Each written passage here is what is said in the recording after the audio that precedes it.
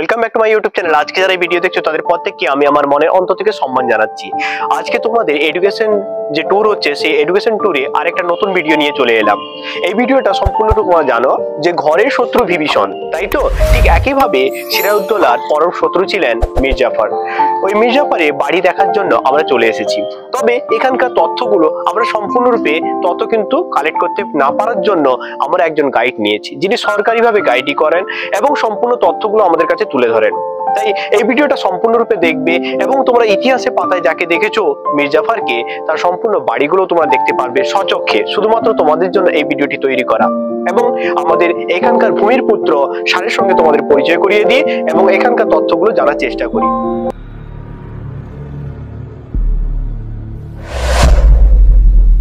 Sir ভালো আছেন? হ্যাঁ ভালো। স্যার এই জায়গা সম্পর্কে একটু যদি বলেন স্যার আমাদের। হ্যাঁ বলি, এটা হচ্ছে মেন বাড়ি হচ্ছে মীর জাফরের, আর এটা মেন গেট বলা হয়। আর মীর জাফরের এই বাড়ির সামনে নাম ছিল গুলবাগ। গুলবাগ নাম কেন ছিল? ফুলের মহক সেন ছিল এবং ফুলের গার্ডেন বাগান করা ছিল স্যার। এবং এটাও জেনে নেন স্যার, যখন মীর জাফর ঘোড়া বা হাতিতে আসতেন, নহবত সানাই বাজিয়ে শ্রদ্ধা বা সম্মান দিয়াতে এবং সালামি গেট, বাস্তবে যে অরিজিনাল কারাঘর ছিল এবং মীর জাফরের বাড়ি ছিল, যে কারাঘরে সিরাজউদ্দৌলাকে কারাঘরে বন্দি রাখা হয়েছিল এবং ওনার বেগম সাহেবা ছিল লুৎফান্নিসা, দেখতে এত অপূর্ব সুন্দর ছিলেন।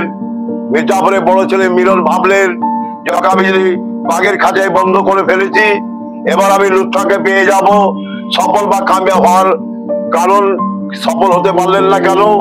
মহল্লার বোনের নাম ছিল মাধবী, সিরাজ নাম দিয়েছিল আলিয়া এবং তরবারির লড়াই উনি সব থেকে ভালো জানতেন। তরবারির লড়াই করে ওনাকে যখন লুৎফাকে নিয়ে পালিয়ে যায় এখান থেকে, রাগ হলো আবার মীর জাফরের বড় ছেলে মিরনের। মোহাম্মদী বেগ কে ছিল? সিরাজের খুদ্দুতো ভাই, যে আমিনা নিয়ে দুধ খাইয়ে মানুষ করেছিলেন, সে পালিতে চলে গিয়ে বাই প্রেসার কুলট করলো মীর জাফরের বড় ছেলে মিরন। মিরনে আদর্শে বাই প্রেসার দিয়ে মোহাম্মদী বেগকে দিয়ে খুন করিয়ে হাতির পায়ে করে টেনে নিয়ে গেলেন গঙ্গার ওপারে সমাধি হয়। কোথায় নিয়ে গেলেন? মতিঝিল পর্যন্ত নিয়ে যাওয়ার পরে কিছু লোক, বর্গীর লোকরা কেড়ে করে নেয়, যেহেতু নবাবের ব্যবহার ভালো ছিল, নবাব সৎ ছিল, সেটা ভেবে ওনাকে কেড়ে নেওয়া হয়, লড়াই করে দিয়ে গঙ্গার ওপারে যেখানে খোশবাগ বলা হয়, ওখানে এখনো সমাধি হচ্ছে। সিরাজ পরিবারের টোটালে 37 খানা সমাধি আছে। মীর জাফর পরিবারের আপনাকে পরিচয় করানো হয়েছে, মীর জাফরের বংশধরের সমাধিও দেখলেন। আর আসল বাড়ি গঙ্গার গর্ভে তলিয়ে যাওয়ার পরে, সিরাজের সঙ্গে বিশ্বাসঘাত করার পরে এই জায়গার নাম হলো নিমকখানাম দেউড়ি। এবার কিছু বলা থাকলে আপনি বলেন। নামগুলো দেখলেন যে এই নামটা সম্পূর্ণরূপে পরিবর্তন করা হলো। এই নামটি সম্পূর্ণরূপে কিন্তু চেঞ্জ করা হলো কারণ হচ্ছে বেঈমানি কারণের জন্য। একটা সেনাপতি কিভাবে একজন নবাবের বিশ্বাসঘাত করতে পারে ভাবতে পারেন? কতটা স্বার্থপর ছিল সেই মানুষের। এই বাড়িটা দেখতে পাচ্ছ, যে বাড়িতে আমাদের স্বাধীন নবাব সিরাজউদ্দৌলা বন্দী ছিলেন, ঠিক একইভাবে এখানে বাস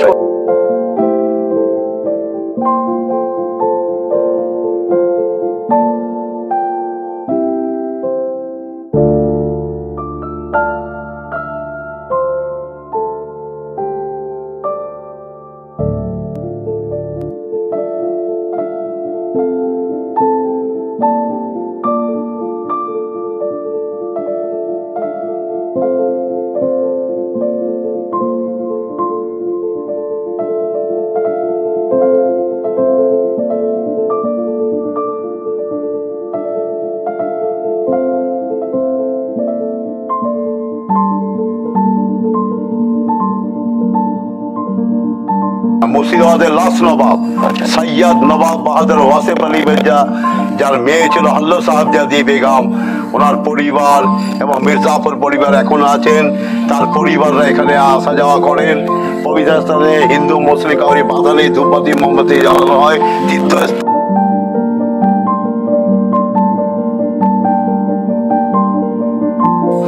তোমাদের সম্পর্কে ধারণা দিয়েছেন।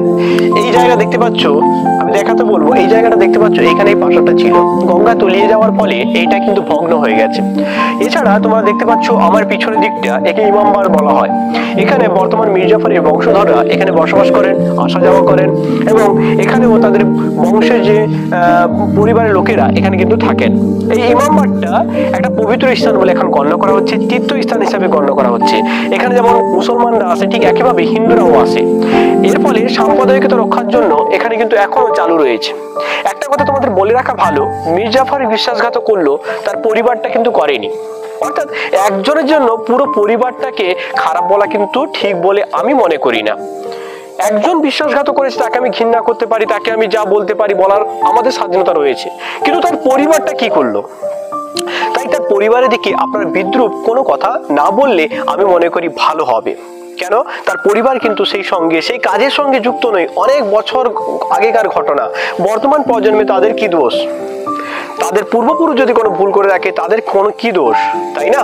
তাই অবশ্যই তোমাদের কাছে ইতিহাসে আরেকটি ঘটনামূলক স্থান সঙ্গে পরিচয় করিয়ে দিলাম। তোমরা দেখতে পাচ্ছ এই ভগ্ন গেটটা দেখতে পাচ্ছ, যেটা এখনো ভগ্ন বিশেষ হয়ে রয়েছে। ঠিক একইভাবে পিছনের দিকে ছিল প্রাসাদ, সেটা কিন্তু এখন ধ্বংস হয়ে গেছে, গঙ্গাসাগরে তলিয়ে গেছে। এবং এই বিষয়গুলো তোমাদের দেখানোর মূল উদ্দেশ্য হলো, যারা ইতিহাস নিয়ে পড়াশোনা করো, যারা হিস্ট্রির সঙ্গে খুব ভালোবাসো, তাদের কাছে এই সমস্ত দর্শনীয় বিষয়গুলো চোখে না দেখলে বুঝতে অসুবিধা হবে। তোমরা যে চোখে দেখছো এই সমস্ত বিষয়গুলো, সেগুলো থেকে দেখবে অনেক দিন পর্যন্ত তোমাদের মনে থাকবে এই ইতিহাসের ঘটনাগুলো।